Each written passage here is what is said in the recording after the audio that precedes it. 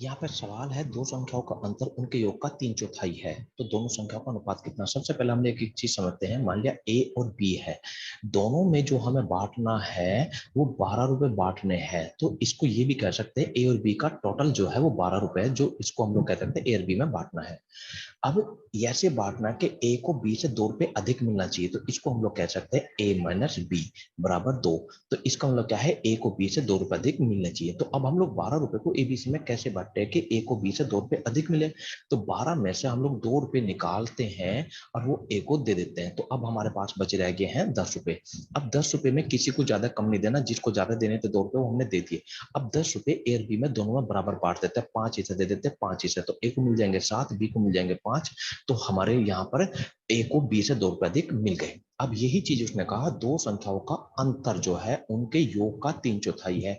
तो इस 3/4 4/3 है। तो योग कितना बनेगा यहाँ पे 4, अंतर बनेगा हमारे पास यहाँ पे 3। तो 3 और 4 बन गए हमारे पास में यहाँ पे अनुपात। अब यहाँ पर ये 4 क्या है, संख्याओं का योग है। 3 क्या है, संख्याओं का अंतर है। तो संख्याएं कौन सी, मतलब पहली और दूसरी संख्या कौन सी। तो 4 को तोड़ेंगे, तो तोड़ने के लिए अंतर रखना है 3। तो 4 में से 3 हटा लो। तो 3 अगर हम लोग इस 4 में से हटा लेते हैं तो हमारे पास में बच जाता है 1 बच जाएगा यहाँ पे। तो 1 को दोनों हिस्सों में डिवाइड कर देते हैं, 5.5 इधर कर देते हैं, 0.5 इधर कर देते हैं। और 3 जो इसके लिए बचाया था अधिक करने के लिए, जो सी भी संख्या, एक संख्या को बड़ी बनानी है तो 3 उसका कर देते हैं हम लोग यहाँ से। तो एक संख्या होगी 3.5, एक संख्या होगी 0.5। अगर हम लोग 3.5 को क्योंकि अनुपात है तो जब दुगुना कर सकते हैं तो यहाँ पे 7 कर देंगे, यहाँ पे 1 कर देंगे। तो आंसर आ गया हमारा 1:7। P प्लस क्यू का मतलब है यहाँ पे दो संख्याओं का योग, P माइनस क्यू का मतलब है दो संख्याओं का अंतर। तो योग और अंतर कितना होना चाहिए वो अनुपात में सेट कर देते हैं। 0%, 0% इधर से हटा देते हैं, इधर है 8, इधर है 5, तो इधर ले लेते हैं 5, इधर ले लेते हैं 8, ये बन गया अनुपात। तो दो संख्याओं का योग अगर 8 है तो इसमें से पहली संख्या कितनी, दूसरी संख्या कितनी, अंतर रखना है इन दोनों संख्याओं का 5। तो 5 हम लोग 8 में से निकाल लेते हैं, रह गया हमारे पास 3। 3 को दो हिस्सों में तोड़ते हैं तो 1.5 इधर कर देते हैं हम लोग और 1.5 इधर कर देते हैं। तो एक संख्या बन गई हमारे पास 6.5 और एक संख्या बन गया हमारे पास में 1.5। अब 6.5 और 1.5 बन गया हमारे ये अनुपात। अनुपात को पॉइंट में नहीं लिखेंगे तो दुगुना कर लेते हैं, 1.5 का दुगुना 3, 6.5 का दुगुना 13। एक तरबूज का वजन 30 किलोग्राम है। इस तरबूज के दो भागों में काटा जाता है जिन भागों का अनुपात है 4:3 है। तो एक हिस्सा हो गया हमारे पास में 4:3 जो हमारे काटे तरबूज को। अब बड़े वाले हिस्से को अगर हम लोग पुनः काटते हैं तो वो उसका नया अनुपात बन जाता है 3:2। अब ये बात हम समझते हैं। पहले मान लिया एक तरबूज हमारा 10 किलो का था। अब इस तरबूज के दो हिस्से हमने तोड़ दिए, दो हिस्से छोटे छोटे कर दिए। तो कटने के बाद हिस्से तो दो बन गए, ये बात ठीक है।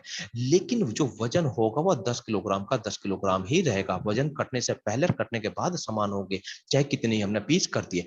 लेकिन इसे या भाग उसके वो ज्यादा हो सकते हैं कितने भी। अब यहाँ पर भी अगर हम लोग देखेंगे तो कटने से पहले तरबूज का वजन था यहाँ पे 4 किलो, इस वाले हिस्से का तरबूज के बड़े हिस्से का वजन था 4 किलो। और ये हिस्से अगर काट के हमने दो हिस्से में और नए बना दिए तो वजन बन गया तो मिला के 5 किलो। तो जो नहीं हो सकता, कटने से पहले और कटने के बाद ये हिस्से का वजन बराबर होना चाहिए। तो यहाँ होना चाहिए 20 किलो और यहाँ पे भी 20 किलो। 4 और 5 से कट जाए संख्या, ऐसे ले लिया हमने 20-20 किलो। तो अब ये 20 किलो कर दिया तो ये हमने 4 गुना, तो 4 गुना करेंगे 8 और ये 4 गुना करेंगे 12। अब यहाँ पर ये हमने 5 गुना कर दिया तो ये हो जाएगा हमारे पास 15। अब ये वाला हिस्सा तो काट के ये बन गए थे तो ये हिस्सा तो हमारा खत्म, लेकिन ये वाला हिस्सा तो अभी मौजूद है हमारे पास। तो एक हिस्सा हो गया 15, ये वाला हिस्सा यहाँ से, और दो हिस्से हमारे पास ये हो गए यहाँ से। तो एक हिस्सा 12 आ गया, एक हिस्सा 8, तो टोटल हिस्से हैं 3 जिनका अनुपात है इतना। 3A 4B 2C आपस में हमें बराबर करनी है। तो हम बराबर करने के लिए 3 से कटे, 4 से कटे, 2 से कटे, इस संख्या ऐसे ले लेते हैं। यहाँ पे ले लेते हैं 4, यहाँ पे ले लेते हैं 3, यहाँ पे ले लेते हैं 6, और यही बन गया हमारे पास में अनुपात। अब यहाँ पे कहा उसने 3A बराबर रखना है अनुपात में 2 के। तो 3A को अगर 2 के बराबर रखना है तो A बराबर रखना पड़ेगा हमें 2/3। तो A का अनुपात आ जाएगा हमारे पास 2/3, जैसे B का अनुपात आ जाएगा 1/4, जैसे C का अनुपात आ जाएगा हमारे पास 3/2। अब ये अनुपात बन गए। अब ये अनुपात बटे मारे तो बटे मारे तो हटा लेते इसे। तो बटे में यहाँ कितने की गुना करे सारे अनुपातों में कि हमारे ये बटे हट जाए, इसमें अनुपात में कितने की गुना करके सारे बटे हट जाए। तो बटे मारा 3, बटे मारा 4 और बटे मारा है 2। तो 3 4 2 से कट जाए ऐसी संख्या ले लो। तो 3 4 2 से कटने वाली संख्या 12 ले ली हमने। तो 12 को 3 से काटेंगे तो हमारे पास 4 बचेगा, तो 4 दूनी हमारे पास यहाँ हो जाएगा 8।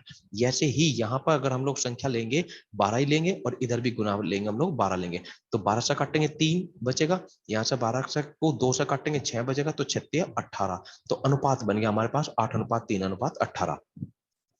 अब ये उसने दिया है कि 1/3 A का B C का अनुपात है 1/3, 1/4 और 1/2 है। तो ये अनुपात है। अब इनके वही जो हमने पहला करा यहाँ पे बटे हटाने, तो गुना मार दो ऐसे ही, जो 3 4 2 से कट जाए, मतलब 12 की गुना कर दो। इधर भी 12 की गुना इस अनुपात में, बीच में भी 12 की, इसमें भी 12 की। यहाँ अगर हम 12 रखेंगे तो 3 से काट के यहाँ बनेगा 4, यहाँ 12 रखेंगे 4 से काट के यहाँ बनेगा 3, यहाँ 12 रखेंगे तो 2 से काट के यहाँ बनेगा 6। तो अनुपात बन गया 4:3:6 हमारा यहाँ पे।